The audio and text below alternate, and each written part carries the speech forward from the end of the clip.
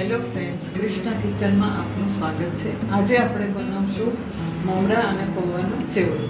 જેના માટે મેં ઇન્ગ્રેડિયન્ટ્સ લીધા છે 200 ગ્રામ મમરા, 200 ગ્રામ ફરસાણ, મિક્સ ફરસાણ છે. આ છે અડધી વાટકી સિંગદાણા, આ છે તીખી દાળ જે તળેલી અને મસાલાવાળી છે, આ છે 100 ગ્રામ છે, આ છે 100 ગ્રામ દાળિયા, 5 મરચાં મેં સુધારીને રાખ્યા છે વઘાર કરવા માટે, અને આ 10 થી 12 લીમડાના પાન છે, અને 150 ગ્રામ જાડા પૌવા લીધા છે જેને આપણે તળશું. આ છે રાઈ, અડધી ચમચી રાઈ, અડધી ચમચી જીરું, મોટી ચમચી સાકર, અડધી ચમચી હળદર, અડધી ચમચી મીઠું અને 1 મોટી ચમચી લાલ મરચું લીધું છે. આપણે હવે સિંગદાણા અને પૌવાને સારી રીતે તળી લેવાના છે, જેના માટે હું અહીંયા તેલ મૂકું છું ગરમ કરવા. આ 200 ગ્રામ જેટલું તેલ છે. આપણે આમાં સિંગદાણા નાખીએ છીએ, જેને આપણે સારી રીતે તળી લેવાનું. આપણે હવે આને કાઢી લઈશું, તળી લઈશું. થોડા થોડા કરીને 2 થી 3 બેચમાં આને તળી લઈશું સારી રીતે.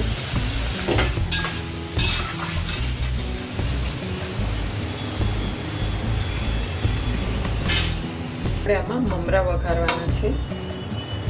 હવે આપણે મમરા વઘારશું, જેના માટે આપણે જે આ ગરમ તેલ છે એ જ લેશું. 4 ચમચી આપણે તેલ લેવાનું છે, મોટી ચમચી. અડધી ચમચી રાઈ, અડધી ચમચી જીરું,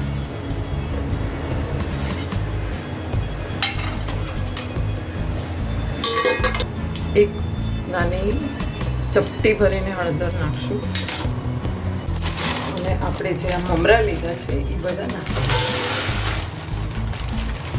ખાસ કરીને સારી રીતે હલાવવાનું છે, જેનાથી મમરા થોડા ક્રિસ્પી થશે અને મસાલો પડી જશે. હવે ક્રિસ્પી થઈ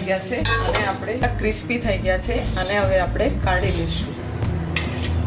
હવે આપણે વઘાર કરવાનો છે, જે ચેવડાને એકદમ ટેસ્ટી બનાવશે. એમાં આપણે 3 મોટી ચમચી તેલ નાખ્યું છે, રાઈ નાખીશું, નાની ચમચી રાઈ નાખી છે, અને 1 નાની ચમચી જીરું.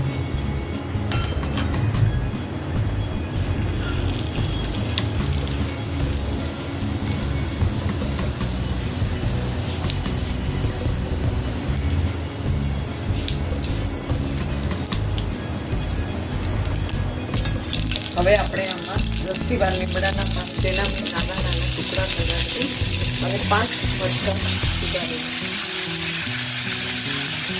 થોડી વાર આને થવા દઈશું. હળદર નાખશું, 1 નાની ચમચી હળદર, 1 ચમચી મીઠું, 1 મોટી ચમચી લાલ મરચું પાવડર, અને 1 મોટી ચમચી સાકર નાખશું.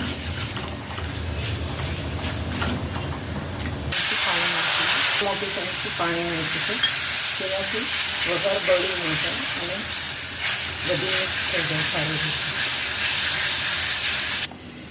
હવે આપણે જે આ વઘાર કર્યો હતો એને આપણે આ પૌવા અને સિંગદાણા તળ્યા હતા એમાં આપણે નાખી સારી રીતે. મમરા વઘાર્યા હતા એમાં આ બધું મિક્સ કરવાનું છે. તળેલા પૌવા અને સિંગદાણા લીધા હતા એ આપણે એમાં નાખીશું. 100 ગ્રામ તીખી દાળ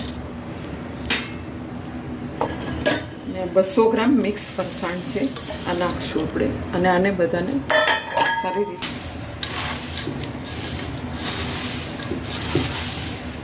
મિક્સ કરી લીધું છે.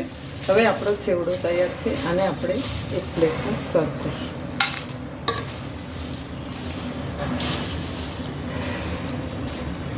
છે આપણો ચેવડો.